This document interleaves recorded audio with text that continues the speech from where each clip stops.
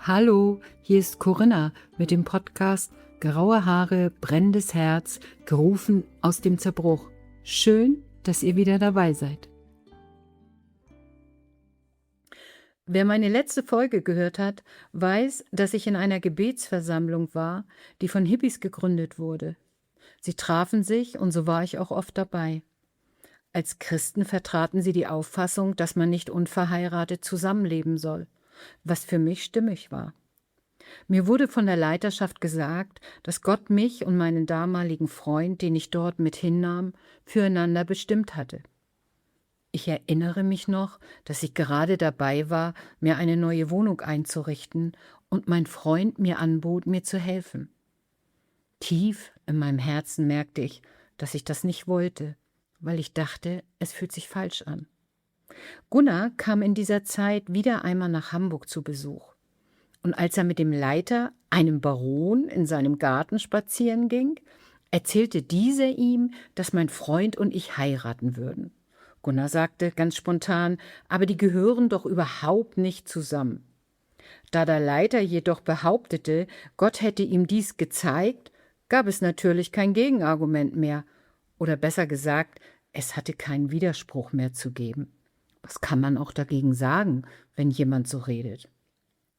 Und so heiratete ich diesen jungen Mann, obwohl ich eigentlich in meinem Herzen wusste, dass ich nicht heiraten sollte.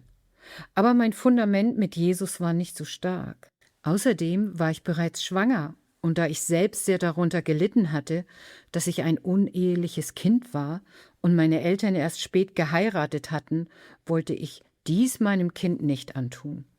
Heute sagen wir ganz deutlich, dass man nicht automatisch zu dem gehört, mit dem man gerade zusammen ist, wenn man gläubig wird und anfängt, sein Leben neu zu ordnen. Es sei denn, man ist bereits verheiratet natürlich. Man sollte nicht aus dem Eifer heraus der Beziehung einen biblisch legalen Rahmen geben, den jeweiligen Partner dann einfach schnell heiraten. Und natürlich muss man in erster Linie selbst ganz genau wissen, wer oder die Richtige ist. Das darf nicht von außen irgendwie aufgedrückt werden. Auch nicht mit, Gott hat mir gezeigt, dass ihr heiraten sollt. Auch an dieser Stelle möchte ich etwas anmerken, weil es eine große Gefahr ist. Viele junge Leute verlieben sich und sind mit jemandem zusammen und denken, ja, vielleicht wird der oder die ja noch gläubig. Aber auf sowas sollte man nicht bauen. Dieser Mann war nun in meinem Leben. Schnell stellte sich heraus, dass wir uns nicht genug liebten. Dann wurde meine Tochter geboren. Gunnar hatte ich in der Zwischenzeit nur sporadisch gesehen. Ich entbann zu Hause. Einen Tag nach der Geburt kamen der Leiter der Gemeinschaft und Gunnar zu mir, um das Kind zu segnen. Das war ganz schlimm für mich. Ich lag da und sah den Mann, der mir was bedeutete, und ich dachte, das darf nicht sein. Das ist eine Anfechtung. Ich versuchte, es wegzudrücken und wegzuschauen, was man eben so tut in solch einer Situation.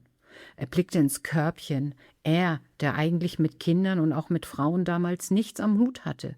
Und sie segneten meine Tochter. Für mich war das alles furchtbar. Ein Mann und eine Frau. Das war immer mein Traum gewesen. Und da war nun dieser Mann, Gunnar, wieder, in dem ich Jesus sah. Die Beziehung mit meinem damaligen Mann ging nach 3 Monaten in die Brüche. Ich versuchte, mich mit meiner Tochter alleine durchzuschlagen. Ich wusste, dass das mit Jesus stimmte, aber ich hatte niemanden, der mir auf diesem Weg half, auch nicht die Menschen in dieser Gemeinschaft. Ich setzte für 1 Jahr mit meiner 2. Ausbildung als Erzieherin aus. Später führte ich meine Ausbildung zu Ende. Gunnar zog in dieser Zeit wieder zurück nach Hamburg und ging regelmäßig zu der Gemeinschaft. Manchmal tauchte ich bei den Treffen auf, manchmal der Vater meiner Tochter. Wegen des ganzen Desasters mit unserer Beziehung wurde ein Verantwortlicher gesucht und schnell wurde ich als Schuldige ausgemacht. Die gesamte Gruppe stellte sich gegen mich und so wurde ich aus der Gemeinschaft ausgeschlossen. Ich erlebte wieder einmal eine ganz starke Ablehnung. Gunnar hatte einen kleinen Laden aufgemacht und von dem Geld, das in der Gemeinde eingesammelt wurde, kaufte er Lebensmittel, die die Mitglieder dann am Wochenende kostenlos mitnehmen konnten. Ich wohnte quasi um die Ecke mit meiner Tochter. Wenn ich in den Laden kam, dann musste ich alles bezahlen und wurde alles andere als freundlich empfangen. Sobald ich da war, verließen die anderen das Geschäft. Ich begriff schnell. Ich nahm meine Tochter und ging. Wieder Ablehnung. An diesen Abend stellte ich mich vor den Spiegel und sagte, jetzt reicht's. Und ich entschied mich von allem, auch von Jesus, den ich ja im Grunde genommen gar nicht richtig kannte, wegzugehen, was ich dann auch tat.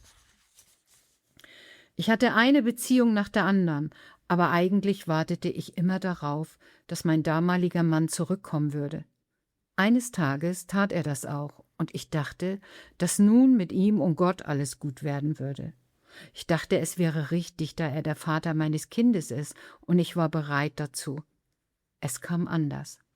Nachdem er einige Stunden bei mir war, sagte er, es geht nicht. Danach wusste ich, dass es keine Hoffnung mehr gab und dass ich reagieren musste und wollte mich scheiden lassen. Aber er weigerte sich. Und so zog sich die Angelegenheit länger hin und ich dachte, ich kann mich dann nicht scheiden lassen. Er kam nur ab und zu unangekündigt vorbei.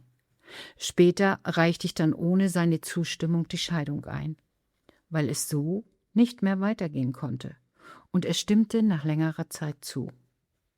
Es gab auch ab und zu Heiratsanträge von anderen Männern, aber heiraten kam für mich zu dieser Zeit nicht mehr in Frage.